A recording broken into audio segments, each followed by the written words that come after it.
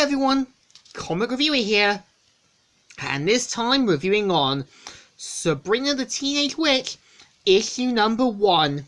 Now, as you know, Sabrina the Teenage Witch is a part of Archie Comics, the same company that does Archie and his friends in Riverdale, as well as doing, at the time, Sonic the Hedgehog and also Mega Man. The cover you have is Sabrina on her broom, with Salem looking on with a flock of birds. And the story mainly starts off how, back at now, Sabrina's pretty much mumbling to herself and saying, "What? Everything hurts. Everything hurts. Oh yeah, this is definitely a thing that hurts, that looks bad." And she's wondering about what the thing's meant to be a Wendigo.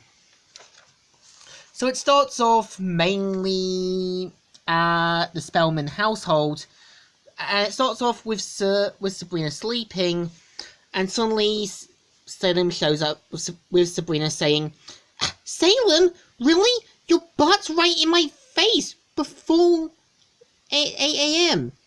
Think of it as a wake-up call with Punch." And pretty much he says that, she's the one getting it with cat butt. And Salem pretty much says that he does want to take all advantages of being a cat. And Sabrina jokes about bringing the holiday sweater in and saying, "I know how you loved those. You wouldn't dare. Try me." And so Sabrina looks herself in the mirror and uses one of her spells to make her hair blonde. But they have a discussion about, keeping low this time, and also the fact that, not to break any promises. And Salem also says, perhaps take advantage from the cat that was once a powerful warlock, yeah? Yeah. And fun fact, in the sitcom, it was kind of shown that Salem was turned to a cat for various reasons for taking over the world.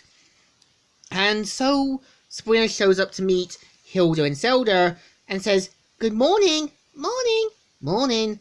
And fun fact,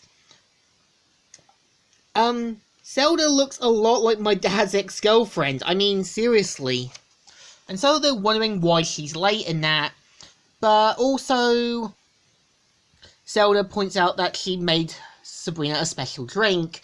And I like how Hilda's only response is, "It's going to be poison." So pretty much, Hilda gives Sabrina a secret Pop-Tart, but Sabrina feels like she doesn't really belong here, and pretty much uses a spell to send herself straight to school in Greendale, and says, "Right, yep, I'm Sabrina freaking Spellman. I still feel super confident." So suddenly she gets pushed by the Poplar Girl and says, "What a great start, new girl. You better get it together." And Sabrina says not to curse the new girl. So suddenly a hand offers out, saying, "There's a small crack in the screen, but I think it's okay." "Thanks." "I'm Harvey, Sabrina." And so Harvey asks,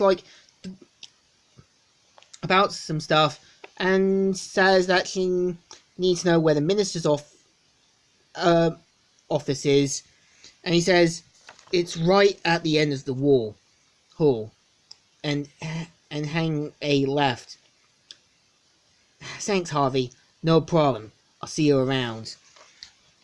And so we see one of Sabrina's lessons about moral history, and one from a guy called Mr. Collins, who looks like Woody Allen, saying, "If you all turn to page 18, I'd like to drive right in today," and finds out that the books aren't up to date, and were from 1998. So she uses one of her spells to update the books, and so she sees the Poplar Girl having a go at one of the less popular ones, and suddenly you've got this guy who looks like something for a romance novel saying, "Your apple, missus. But that leaves open a door of world of possibilities that you can fruit from good." And so they mainly talk, And turns out the person's name is Ren.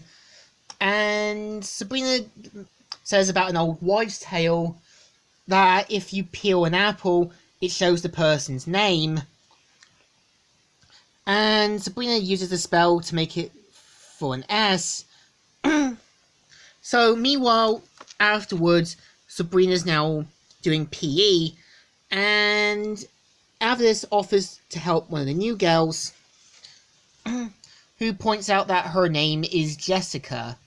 So just then, Relica shows up and throws the ball right at Jessica. And Sabrina knows that it's strike 3 and throws her right in the mud. And you can tell the coach thinks that they've pushed her even though Sabrina used magic. And pretty much the popular girl's like, she pushed me! You know how you can tell Radica's awful. Is that screaming? And so they could become friends. And she points out that she does have a crush on Radica's older brother, and Sabrina realizes that they're related. And Radica gets out and says, Radica doesn't do detention. And you got the principal sighing, saying, you guys are doing detention too. Be back here after the final bell. No complaints. Yes, sir. And so it turns out they've been banging races and talking about something else they could have done. So this then Sabrina feels something weird and sees that it's a kind of creature.